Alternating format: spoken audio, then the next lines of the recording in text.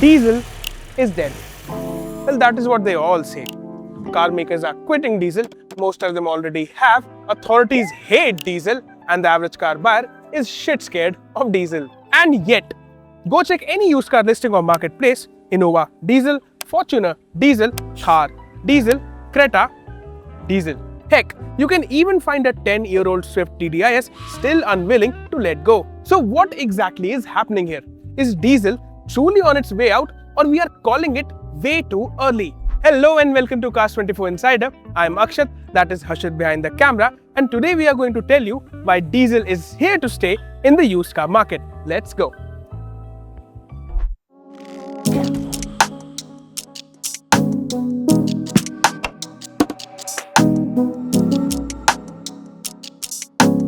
Alright, let's start with the facts.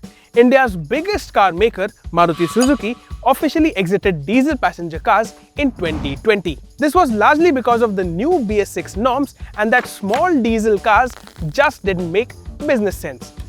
Sad, but chalo theek hai. But Maruti wasn't some niche diesel player, and them totally cutting off their diesel portfolio was a bold move. Because at that time, diesel made up roughly 23% of total domestic sales for Maruti. And when Maruti pulled the diesel plug, everyone noticed. Then came the regulation fear. Yes, the infamous Delhi NCR 10-year-old diesel ban, where diesel vehicles in the Delhi and NCR regions older than 10 years face end-of-life restrictions. So obviously, the public perception became negative, where diesel is equal to risky, expensive, and politically unpopular. Okay, understandable. But that is the new car story. What if I told you the used car economics play by totally different rules? I'll explain.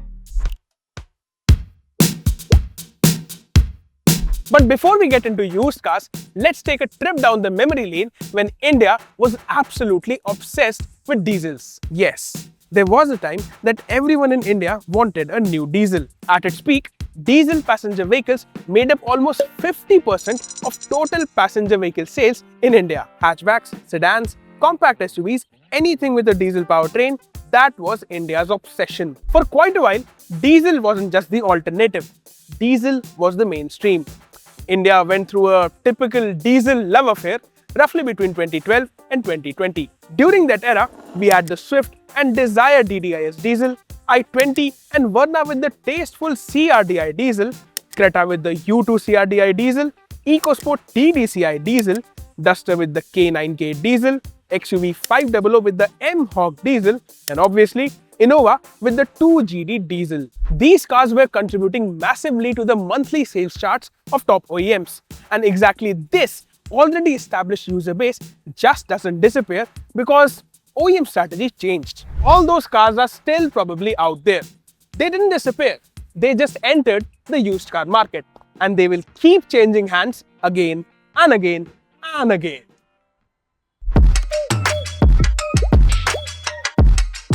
Alright, let's talk the economics part.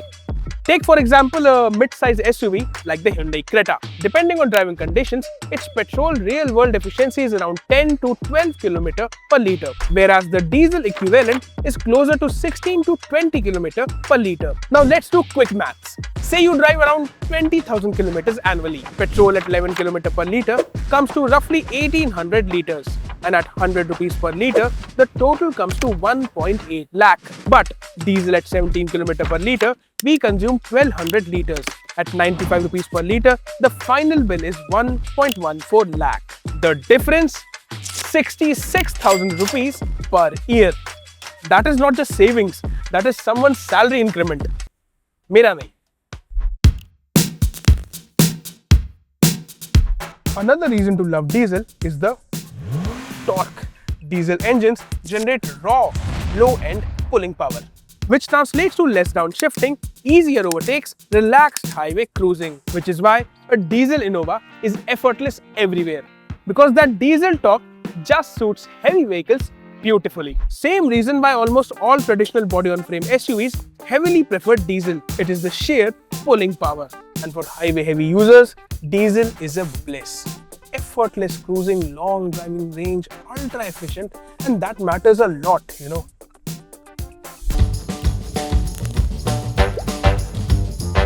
Now let's talk about where the real opportunity lies, because this is where things start to get interesting. Fear. Fear changes pricing. By this I mean, if the buyers broadly think that diesel is risky, then the demand softens. And when perception falls faster than utility, assets or cars here get mispriced. Meaning, a buyer outside diesel restricted zone may get more car per rupee. Let's say buyer A sees a diesel SUV and says, future kharab hai. But buyer B sees the same diesel SUV and says 20,000 km highway usage, lower purchase price, better efficiency, maze hi maze. Same car, two different conclusions. That's the used car market. And this is exactly why diesel survives. Not because people are irrational, because some buyers are doing the math. Basically what I'm trying to say is one man's panic sale is another man's highway cruiser.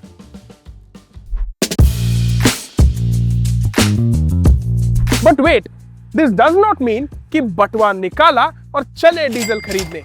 Diesel is not for everyone, especially for Delhi NCR buyers. Absolutely no. If you are buying an 8-year-old diesel in Delhi NCR, be prepared to live with fear and panic of uncertain grab restrictions, and that any day a tow truck can drop by and tow away your car. It is not worth living with this compliance anxiety.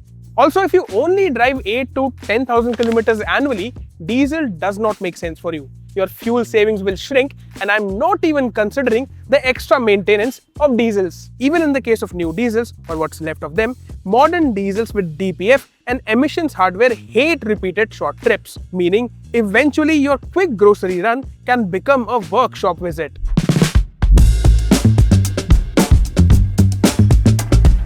So in conclusion, is diesel dead? For new cars, largely yes. Manufacturers have moved on, compliance costs are way too high, policy pressure is real, and the consumer sentiment has already shifted. But for used cars, absolutely not.